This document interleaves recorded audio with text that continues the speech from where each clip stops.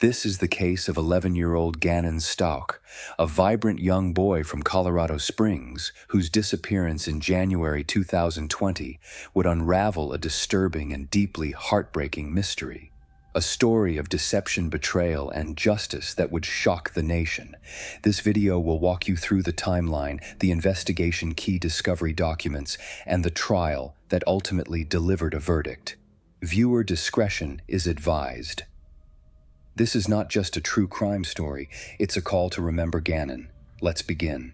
Thing like that? No. Letitia references to herself as stepmother in a series of questions written on the notes section in her phone. That was 2 days before she Googled fake lie detector websites. Did you inflict harm on him in any way? Did you accidentally hurt him? On the morning of January 27th, 2020, Gannon Stauch was last seen at his home in Lorson Ranch, a quiet neighborhood in Colorado Springs. His stepmother, Letitia Stauch, claimed he had left to visit a friend but never returned. At first, it was treated as a case of a runaway child. But Gannon's parents knew better. Local authorities volunteered he wouldn't just disappear, and even national organizations and as hours turned into days, desperate search for Gannon. Fear set Posters went up, fields 3 days scanned, later, the El Paso County Sheriff's Office upgraded the case Leticia to a missing gave emotional interviews to the press, claiming to be unfairly accused and insisting she had nothing to hide. But behind the scenes, investigators were already finding cracks in her story. A neighbor's surveillance camera revealed a chilling clue. Footage showed Letitia leaving the home with Gannon that morning, but returning alone hours later. There was no sign of him ever coming back. Cell phone data and GPS records confirmed unusual travel patterns and periods of disconnection, times when Letitia appeared to intentionally turn her phone off. Her internet history added more suspicion. Searches included, "Can a parent get away with murder?" and "Fake polygraph test near me." Police were building a timeline, and Letitia was at the center. The next search on February 27, 2020? 8:35 a.m. Find people who want to go to jail. The next search on February 27, 2020? 8:58 a.m. Spanish girl names. On March 2nd, Letitia Stauch was arrested in South Carolina and extradited to Colorado. The charge, first-degree murder of a child under a position of trust. Court documents later revealed Gannon had been stabbed, beaten, and shot. Investigators believe his body was placed in a suitcase, then transported across state lines.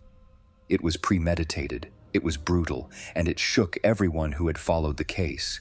On March 17, 2020, nearly 2 months after his disappearance, Gannon's remains were found in Pace, Florida, under a bridge near Escambia Bay. The suitcase containing his body had been tossed off the bridge during a cross-country drive by Letitia. It was forensic evidence that would later prove crucial in trial.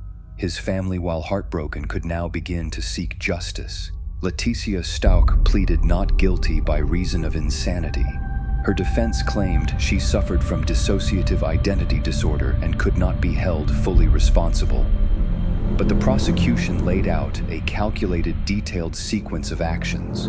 From web searches to buying cleaning supplies to renting a vehicle to dispose of the body, this was not a psychotic break. It was, they argued, cold-blooded murder. Gannon's parents sat through every day of testimony hoping for closure. In May 2023, the jury delivered its verdict, guilty on all counts. Letitia Stauch was sentenced to life in prison without the possibility of parole, plus 147 years. The judge called the crime one of the most horrific he had ever seen. Justice at long last was served, but nothing could bring Gannon back. The Gannon Stauch case captured national attention not just because of its horror, but because it was so heartbreakingly personal. A young boy full of promise, betrayed by someone meant to protect him. His legacy lives on through advocacy for missing children, changes in child abuse awareness, and the enduring love of his family.